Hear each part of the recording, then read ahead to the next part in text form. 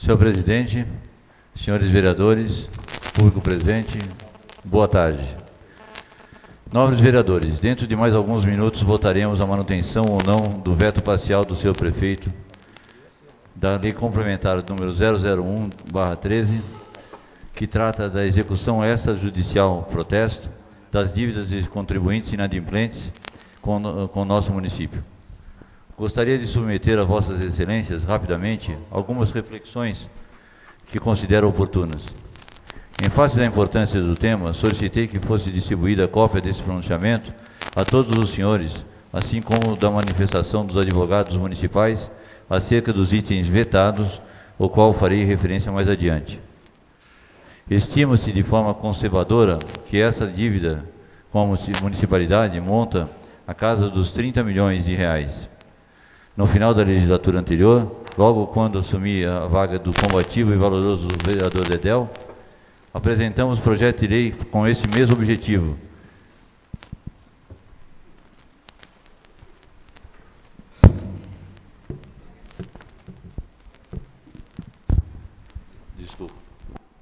Desculpa. Alô? No final da legislatura anterior, logo quando assumi a vaga do combativo e valoroso vereador Dedéu, apresentamos um projeto de lei com esse mesmo objetivo, não apreciado no plenário, em razão do término dos mandatos. Entendo hoje, como entendia na legislatura anterior, com esse projeto de lei é bom para a nossa cidade. Com a maioria esmagadora dos contribuintes pagam seus tributos e para todos os cidadãos de Atibaia que poderão ter mais benefícios e serviços com esses valores forem rapidamente e legalmente recebidos. Nobres vereadores, entre tantos candidatos, chegamos a essa Casa de Leis pelas nossas biografias, nossos históricos de vidas, balizadores da confiança de nossos eleitores que nos depositaram. Não chegamos a essa casa porque fomos escolhidos pelo Executivo. O Executivo escolhe assessores de sua livre nomeação e exoneração, portanto, que lhe devem subordinação. Sabemos hoje que o veto do senhor prefeito ao projeto de lei complementar, aprovado por unanimidade dos membros dessa Casa, não foi embasado em parecer dos advogados concursados da Prefeitura como usual. Tanto que esses advogados encaminharam recentemente ao senhor prefeito e a esta Casa manifestação alertando para os equívocos técnicos do veto, além dos riscos possíveis consequências jurídicas e financeiras para o município, caso o mesmo seja mantido. Portanto, não estamos tratando aqui de questões políticas partidárias, vaidades pessoais ou ainda estar de um lado ou de outro da cena política. Nesse caso, só há um lado, o da legalidade e da independência em prol da sociedade. Como sabido, o veto é uma prerrogativa do Executivo para controle da legalidade, logo instrumento técnico e não político. Ora, se aqueles que têm a formação técnica e exercem cargos por concurso público nos alertam dos erros e riscos que, no caso da manutenção do veto, inclusive de deixar a lei sem aplicação prática, indagam. Qual a razão de não derrubá-lo e restabelecer a lei nos moldes aprovados por unanimidade pelos membros dessa Casa? Qual a explicação que daremos aos nossos eleitores e à sociedade quando indagados ou se o dano do erário público se materializar? Enganam-se os que imaginam que a sociedade, especialmente os nossos jovens, não estão atentos às decisões dos seus representantes. A voz das ruas está e continuará ecoando. As mídias sociais estão funcionando. Espero que essa Casa, em defesa do interesse público, vote pela derrubada do veto, se possível por unanimidade coerente com a aprovação do projeto de lei. Não é razoável aprovar por unanimidade um projeto de lei para que, sem razões técnicas consistentes, e, contrariamente ao que alerta o corpo técnico jurídico da Prefeitura, aceitar que o veto seja mantido.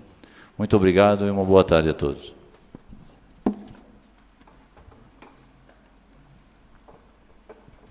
Mais algum vereador? Esse vereador, senhor presidente.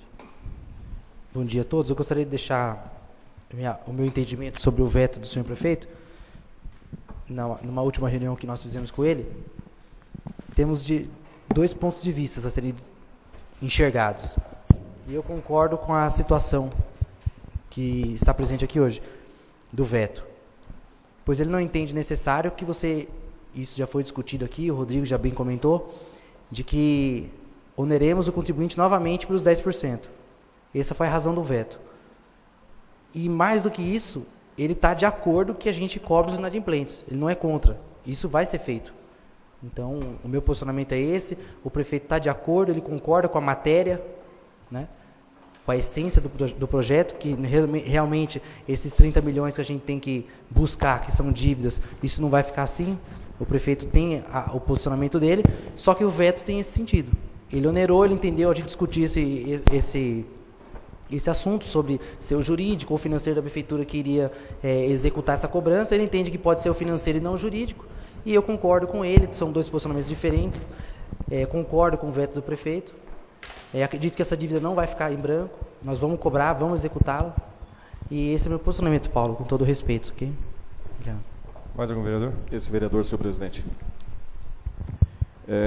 Eu já me posicionei semana passada e reitero a manutenção do veto, esse será meu voto, e me posiciono porque realmente eu acho um absurdo nós termos que onerar a população novamente em 10%, se a ação é uma ação administrativa, se é uma ação financeira, que segundo o senhor prefeito, competirá à Secretaria de Finanças, ela negativará por intermédio da Secretaria de Finanças. Os procuradores, eles se posicionaram, é lógico, né? Até eu me manifestaria da mesma maneira, porque se você não se posicionar, se os procuradores não se posicionarem, eles deixam de ter essa taxa administrativa de 10%. Então, eu particularmente, eu reitero, eu acredito, vereador Paulo Cata Preta, que nós não devemos onerar a população nesses 10%. Não tem o porquê nós onerarmos a população. No meu entendimento, respeito o posicionamento do senhor, e eu acho que a sistemática democrática ela acontece dessa maneira porque realmente tem que ser. Mas meu entendimento é que se a ação é uma ação do setor financeiro, da prefeitura, não tem o porquê onerar a população nesses 10% de demanda judicial, o que ocorre hoje. E, sem dúvida nenhuma, com a negativação, existe uma grande chance do Poder Executivo Municipal ser ressarcido nessa dívida ativa, aliás, ainda não é dívida ativa, mas nessa dívida efetiva aí de 30 milhões de reais, o que será extremamente positivo para o prefeito municipal poder desenvolver ações para a população em geral. Muito obrigado. Daniel. Obrigado, presidente. É uma discussão que está em voga nos últimos dias na casa. Semana passada eu me manifestei pela legalidade do projeto. E, novamente, volto a dizer, são dois assuntos que determinam a discussão. O primeiro é a questão de, é justo ou não é justo o devedor ter que pagar honorários advocatícios sob a cobrança extrajudicial. Isso não é essa discussão, nos moldes em que tem se apresentado, não é uma discussão técnica, o que está se dizendo aqui. Né? Inclusive, na reunião com o próprio prefeito, ele foi muito claro quando ele disse que não se trata de um veto técnico, se trata de um veto político conceitual. Ele entende que não é justo onerar o devedor com 10% de honorários advocatícios. Esse é o posicionamento. Né? Então, isso é uma discussão. É justo ou não é justo? Né? Onerar quem já está devendo. Veja bem, tantos munícipes passam uma dificuldade tremenda para colocar comida em casa, para honrar os seus compromissos financeiros e principalmente os seus compromissos tributários com o fisco, com o Estado e com a prefeitura, e às vezes se abstêm de fazer projetos pessoais, de ter uma viagem, um tempo de lazer familiar, ou de dar uma condição melhor de estudo para o seu filho ou para a sua filha, porque tem que cumprir com suas obrigações com o poder tributário municipal. Essas pessoas indiretamente estão sendo penalizadas cada vez que essa casa vota um projeto tentando facilitar a vida do devedor. Claro que a gente sabe que existem pessoas que, por decorrência de algum fato da vida, estão tendo uma dificuldade financeira momentânea e não são maus pagadores, mas durante um período não conseguiram honrar com os compromissos, sei lá, talvez decorrente da perda de um emprego ou da falência de uma empresa. Claro que existem esses fatos, mas esses fatos são a minoria. A grande maioria, e a gente já discutiu isso aqui também, são pessoas que optam por não pagar os seus tributos de forma corretamente.